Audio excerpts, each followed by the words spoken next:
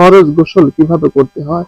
আসলে ফরজ গোসল সম্পর্কে আমাদের অনেক বিভ্রান্তি আছে, আমরা হয়তো জানি কিন্তু সঠিকভাবে জানি না।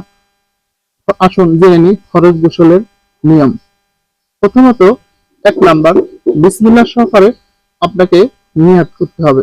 বিসমিল্লাহির রহমানির রহিম। আল্লাহ, তোমার উদ্দেশ্যে আমি পবিত্র হতে চাই, এই উদ্দেশ্যে আমি গোসলের নিয়াত করছি।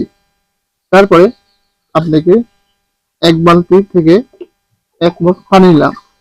তারপরে ৩ বার আপনার মুখে পানি দিতে হবে এবং অবশ্যই পানিটি গড়গড়া সহ শব্দ আসবে।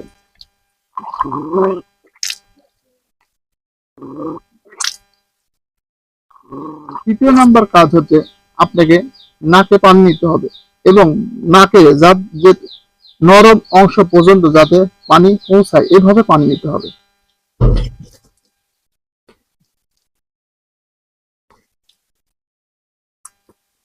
বন্ধুরা, হয়ে গেল এই ৩টি কাজ। প্রথম কাজ বিসমিল্লাহ রহমানির রহিম বলে নিয়াত করা, দ্বিতীয় হচ্ছে গড়গড়া করে কুলি করা, তৃতীয় নাম্বার কাজ হচ্ছে নাকের নরম অংশ পর্যন্ত পানি নেওয়া, চতুর্থ নাম্বার কাজ হচ্ছে পানি নিয়ে সমস্ত শরীরের অঙ্গ প্রত্যঙ্গ, গোপন অঙ্গ এবং শরীরে যাতে একটি পশমও না বাদ থাকে ধৌত করা।